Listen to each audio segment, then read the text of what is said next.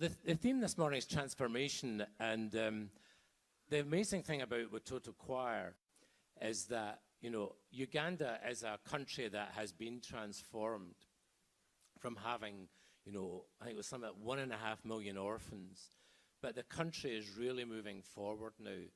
And Watoto Ministry has been going for 30 years, and they've been a part of contributing to that transformation of the country. And as I thought about this theme, transformation, I get allocated a slot here, and I have to stick with the slot, which is fine. But I thought, I'm going to cut some time to hear a story about transformation, because a testimony about transformation is a lot more effective than a sermon about transformation. And the person that came to my mind is my guest this morning, and I'd like you to welcome him, and his name is Alfie McCracken.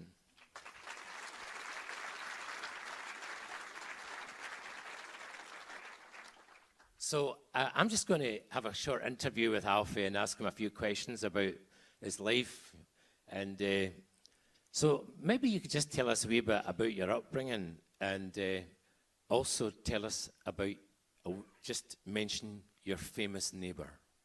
Oh, yes. Well, I was brought up in Ayrshire, a wee village called Dreghorn. Some of you might be familiar with Dreghorn, especially a wee scheme that I stayed in a few doors away from Mrs. Sturgeon. You'll be familiar with the Bold Nicola. But aye, so I was brought up there. I was brought up with my mum. She brought me up myself. I had no dad. He left when I was 6 months. Didn't know where he went. My wee mum loved us to bits. She done a great job. She taught me right from wrong. She loved us to bits. Absolutely amazing. So as time went on, because I've heard Alfie's story before, so I'm at an advantage here. So as time went on, things kind of didn't work out for you. Can you just give us a kind of key markers? What led you into that pathway? Because obviously, you had a good home and your mum looked after you well, but someplace along the line there was some fractures in your life. Can you just talk us through what these were, what these key kind of defining points were, and where you ended up, basically? Tell us how you ended up in Largs. Well, I really struggled at school. I wasn't, the best at school. To be honest with you, I couldn't really read and write at all. So I got kept back and stuff, and it was just, a horrible time. So I ended up just hanging out with older guys, seeing a role model, not having a father, started to follow these guys. These guys quickly got into drugs. I followed on to drugs. I took all drugs, uppers, downers, inners, outers, siders, gliders, and it goes on. Right, but I took everything and then ended up in heroin, and it just absolutely ruled my life. Ended up homeless. They managed to give me a wee flat in Largs, went to Largs, and that was the place where, the transformation was about to start. Now, when you went to Largs, right? Yeah. Because you were quite happy at first, weren't you? Because you thought, this is a nice wee place. But then you discovered something, didn't you, when you got to Largs? Yeah. I always thought Largs was just, old ladies and ice cream. And but then I found out they had heroin-flavoured ice cream as well, And, so I'd actually moved in. The flat they gave me, I'd moved in next door to somebody that sold heroin. And within 5 hours, I was just straight back into it. And it get worse and worse and worse and worse.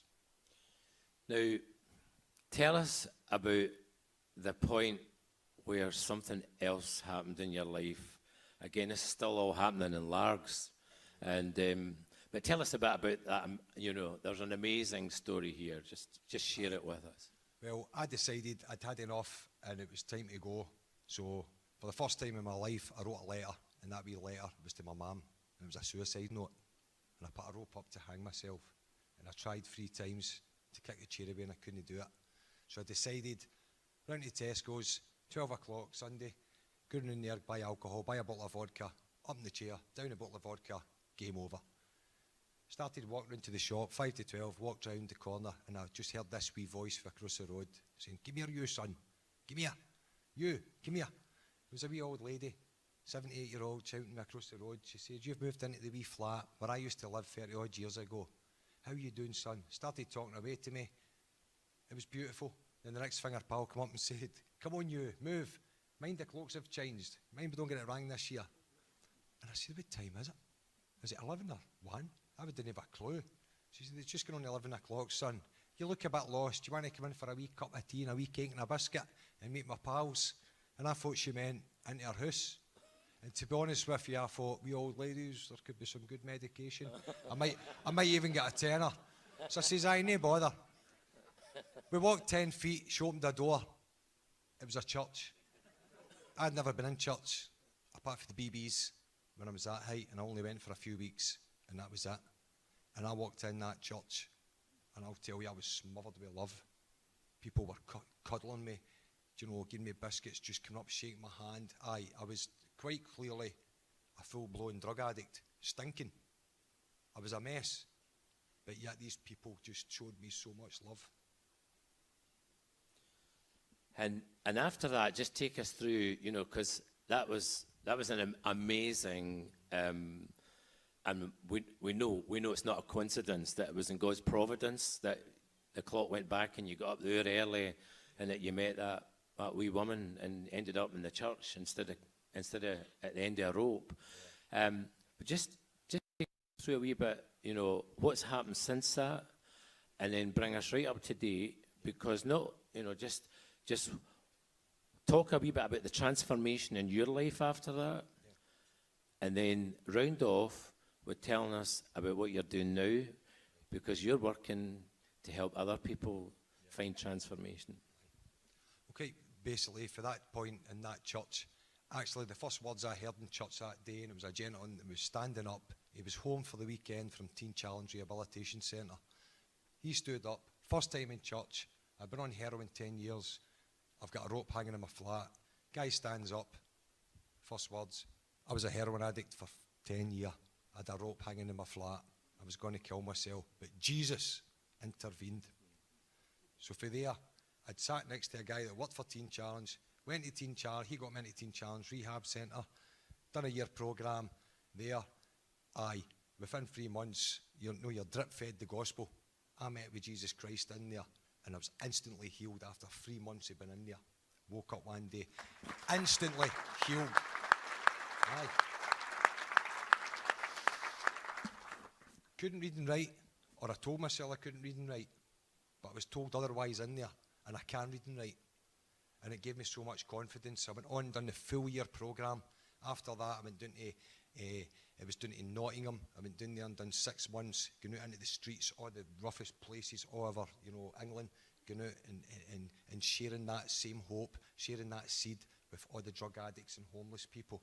Then I come back, started working again at Teen Challenge, worked there for about 5 years in the rehab centre, and then I decided to move back to Ayrshire. I went to look up houses, and the very house I was brought up in came up. So I ended up going back to Dregon, still a few doors away from Nicola Sturgeon's mum and dad. They don't talk to me because I scalped her with a water balloon years ago, and so I'm still a ruffian. But everybody else sees the transformation in that village because they had me written off, and now they're chatting my door. "Can you help my son? Can you help my daughter?" And now I work with Glasgow City Mission. I started working with the night shelter, helping with the homeless, and now I'm a project worker working in Glasgow City Mission. And I've even wrote a book, and I couldn't read and write. Praise God. Praise God.